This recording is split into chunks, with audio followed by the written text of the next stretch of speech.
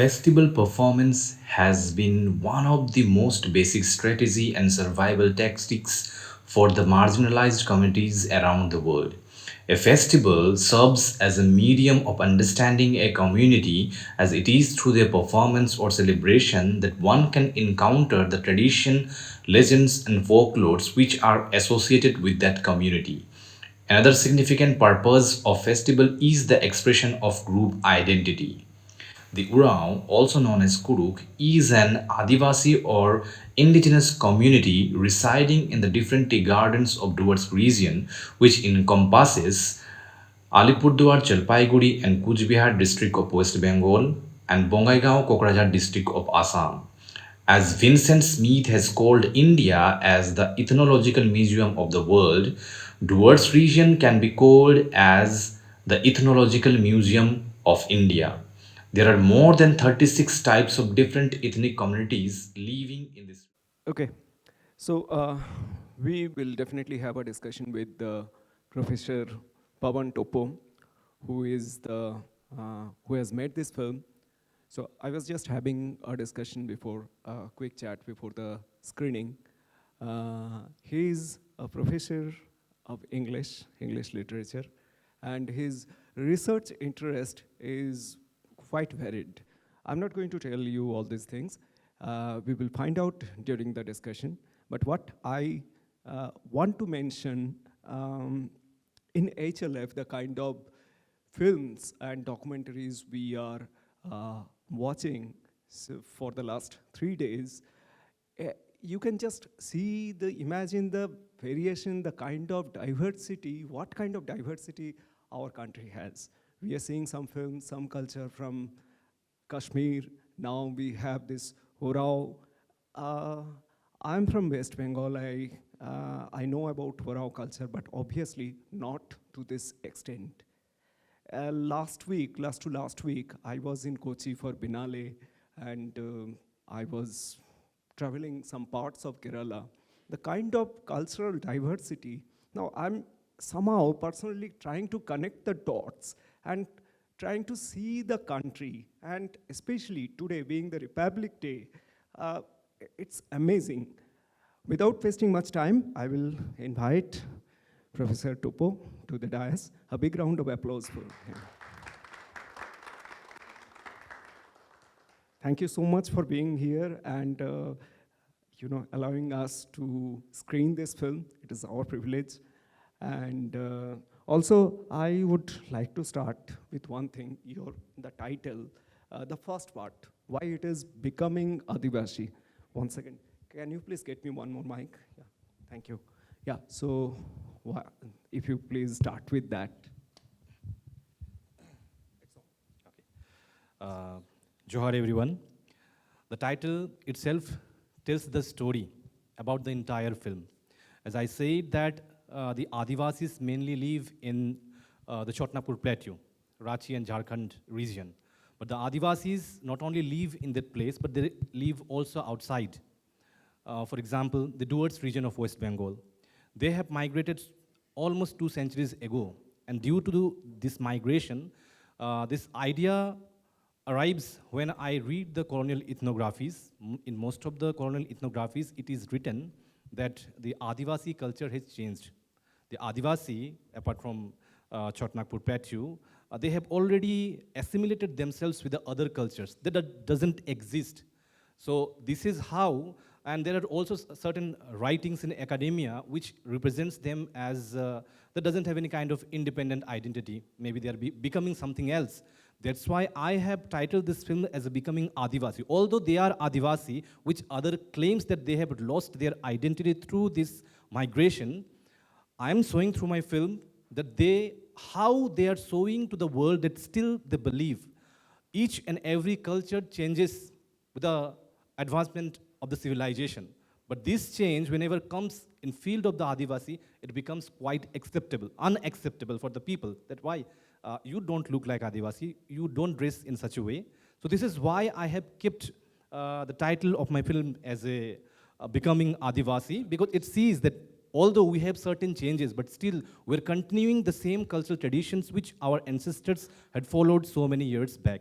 So this is the story behind the title, Becoming Adivasi, with special focus. There are also other mediums through which we show our cultures, but from my point of view, festival is one of the strongest medium which actually it not only expression for the community, but it also a kind of expression for others to witness what kind of cultures they have and what kind of belief system they have. So that's why I have chosen festivals as a kind of a representation to show their cultural traditions. Thank you. Absolutely. And yeah, we must, do it, especially if we look into the current global order, everything as if we are, someone is trying to drive us towards an unipolar globe, which is not the correct way. We all have our own identity and we must stick to that. And definitely your documentary is a statement and is a loud statement. It should go louder. I'm sure you have screened it. Is it the second festival you are coming to?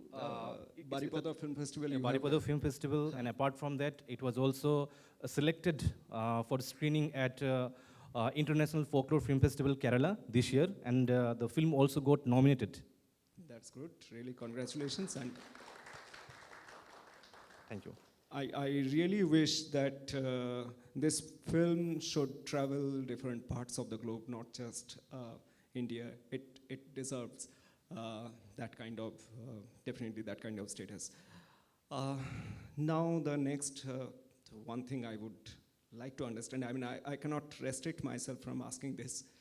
The life of Oraon, you have shown us one cultural tradition, but I want to go a little deeper. You are a researcher, you have varied research interest, I was reading about it. So if I see the political scenario in West Bengal, there was left, now there is TMC, Trinamool Congress, and how the life of Oraon has changed. Is there any impact on that? Because I have experienced it. All the marginal people are a very, how to put it, I mean, they're very easy bait for the political tool. They're always used as a political tool. I am doing something for you, so I need the vote. So that is the common practice in India. So how do you see it? I think I will be thanking you for this question because it's not possible to show the same thing in the film. The idea is that their situation still has not changed. And as you said, that they are using Adivasis as a kind of a political tool. The same thing is still continuing now. For example, they have migrated many years back, almost 2 centuries, but still, that doesn't have the minimum land rights, the people who are living in the tea states. And there is not any kind of efforts from the government. They're not getting any kind of efforts. There are small amount of the schemes, but that is not for the actual benefit, but only for the political benefit. The exploitation, in fact, there is a popular saying that we always discuss in our area, that if we compare the life of the tea laborers, which they have lived in the colonial era, maybe their life was quite better than today's day. They have everything, the facilities which the British government used to provide them. But even after freedom, their situation has deteriorated so much that now they're in a very miserable condition. They doesn't have the facility which they used to get in some time. The idea is that the exploitation which started so long back, it's still continuing now. And maybe the government remains the same or changes. Each and every, whoever is coming on the power, they're exploiting. Okay, so I will thank you so much for being honest. I knew this, but I wanted to. Everyone should know about our state. Yeah, I hope these so. are the secret. But it's quite difficult to speak secret. the same thing in our state. Yeah, everywhere. Okay, so with this, I would like the audience to pose your questions. I will come to you. I will come to him and then to you. Thank you for thank you for first presenting your film to us. Also, thank you to the moderator for stating that like stating that the Adivasis have been used as a political tool, and like every marginalized community is used as a political tool. And not just the marginalized communities, the majoritarian community is also used as a political tool. We have to recognize that once you start being aware of the fact that you are a political tool, you gain the awareness that you are being used, and being used is probably not good. Coming to the film, like there were multiple aspects of the film that like I want to appreciate this, I want to pay homage to this, but like I want to do it in a way that respects your culture, gives back to your culture. How do we appreciate this art, these festivals, in a way that not only respects your culture, but in a way that we are contributing to propagating your culture in a way that you see fit? Because this propagation of your culture is not for my benefit. It is for your benefit, it is for your culture. It should be according to how you see fit. Yeah, that's a very important point to address because at first we have to learn to listen about the people. We have to learn. Sometimes we impose our ideas on them, like this culture is something like that. Whenever we visit a field, we have certain preconceived ideas. So we always try to extract the ideas from them. But my point of view was that getting the idea from them, that what is this? The idea is simply listen to their stories and tell as it is, not interpreting in some other ways. So for them, maybe for other peoples, those who look out these festivals from outside, there is also some negative connotations regarding the festival. They say that this festival is nothing but a kind of entertainment where people go, dance, and sing. But this is just an outside observance. We have to go deeper to the people who are actually engaged in those festivals, who are participating in the rituals. We have to listen to them. And what is the symbols and how these ideas has been arrived, we have to go deeper to those persons. Only then the real voices will come out. Otherwise, the surface level study, which have been conducted so many years ago, the same thing will repeat again. Okay, I hope I have answered your question. Thank you. In this regard, I have something is coming to mind. I will come to you. So today, we are in a world where everything is getting recorded.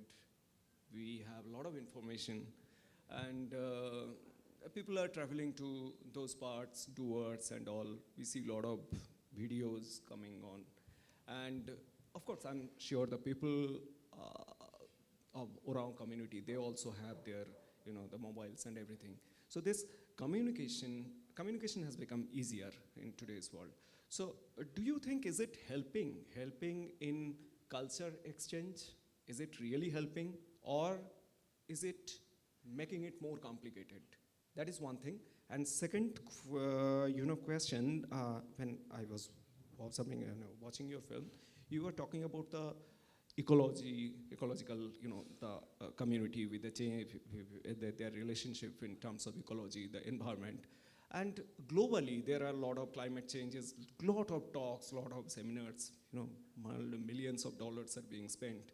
So somewhere definitely, I believe it is contributing to that ultimate goal. But how the Oraon community, are they, what is their awareness about it? Whether there is a climate change, there is a requirement. These are age-old practices, they are doing it. But what is the consciousness, what kind of awareness is there? So if you kindly address these two. To address your first question, as you said that the change of the communication, that means multimedia, this multimedia, on the one hand, there is an advantage as well as there are some disadvantages. It actually helps for the communication to the outer world. On the other hand, it also reduces the possibility of using the languages or the common languages the people communicate. On the one hand, it's providing them to connect them with the modern world. On the other hand, it also it's separating themselves with the language or the culture with which they associate. And coming to the next point, that is about the idea of climate change or ecological crises. So this idea, if we look at from the common people's point of view, as they are not aware like us, we are studying and we are getting information about the world. But they have this preconceived idea that nature is the giver, and we have to worship the nature.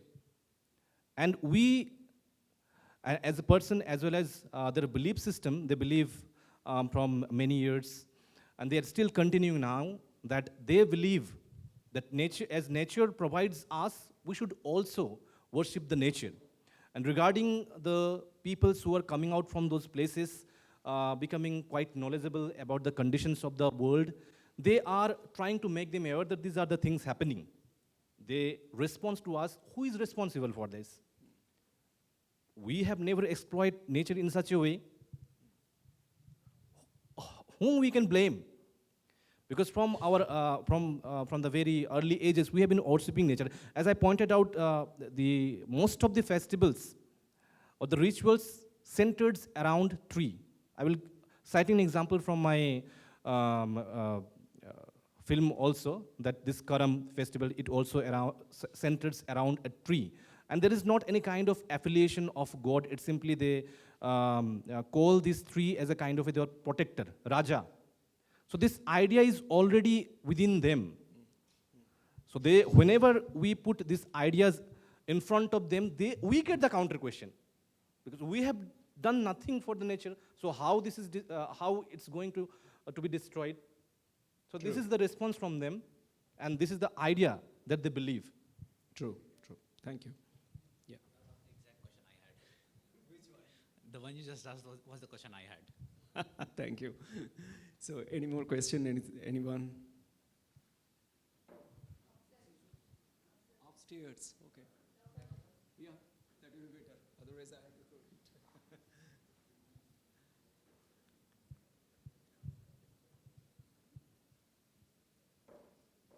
So, one more thing before the gentleman comes. This mobile devices, when they are using, they have what exactly you said. I was actually expecting that you are exposed to the world media, everything you are watching, and somehow you are losing the touch with your own culture. So is that what you tried to say? I mean, it is happening in that way. I could not get the question. Can you repeat, please? What I'm saying, yeah, please.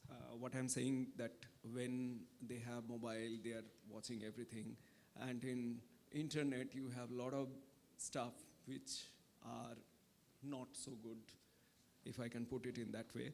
So somehow is it negatively impacting the culture? Yeah. Obviously. In fact, from cultural as well as linguistics perspective, as I said about the Kurukh language, in fact, there was a panel discussion last day.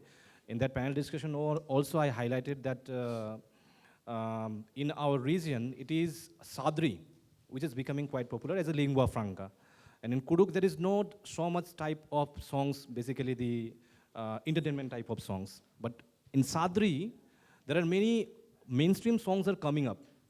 And most of the peoples are quite interested to those songs. Yeah. So they are not that much interested in the songs which is sung in their mother tongue, as they are still following the same cultural traditions. And now the Sadri language is quite modernized, using different mixture of the languages, like they're using some Hindi lyrics as well as English lyrics. So these are becoming quite popular among the youngsters.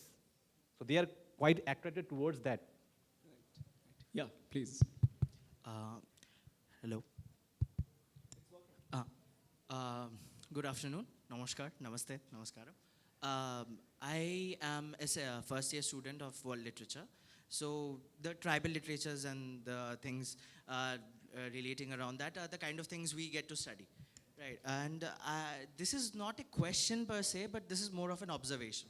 So, thank you first of all for through this entire discourse for not using the terms like tribals or anything, because when we use certain terms, there is a lot of connotations attached to it, right? Like we have this fallacy of always putting things into binaries, like, okay, so they are maybe backward, they're more animalistic, they're more natural and nature rooted in nature and things like that. And I really thank you for making sure that the word that is used is Adivasi, right? Like the original inhabitants, right? But what I feel like is, instead of, we can appreciate cultures and everything, but I feel like on a deep, on a very grassroots level, the first thing that we need to understand is that those binaries, we have to get rid of them. Get rid of them and maybe understand that their culture is their culture. We do not need to appropriate it. We do not need to understand, like letting people be the way they are, instead of trying to be, okay, no, it should not be like this, they should be more aware and this and that. But it is something that they have been doing for centuries, and time immemorial. And I feel like this binary thing, that, and in certain levels we all are affected by that binary. We will always hear those terms and be sort of try to exclude them. And so I would like to hear your take on this, basically. Thank you very much for that observation. In fact, I have highlighted these things in my thesis also. In fact, the title of my thesis was Re-envisioning Adivasi Identity. And as I hope that most of the people will accept these things, then this world will become much more better. Because there are many people who has the objection, in fact, using the term called Adivasi. I have faced many difficulties, in fact, in my university also, to use this term. But as you said that, in fact, I have highlighted these things, that how this idea of a society has been binarized, civilized, putting in a binary like civilized, uncivilized, backward. These are the few terms which has been superior, inferior, used for interpreting one culture. And one culture should be understand in response to that particular culture, not in response to comparison with the other cultures. This kind of binary is appearing as we are comparing one culture with other cultures.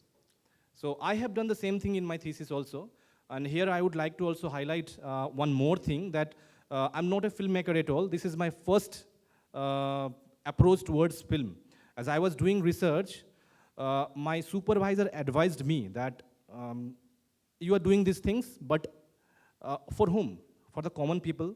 But this thesis or the idea which you are trying to share with the world, will it reach to those peoples? I said no. So do something else.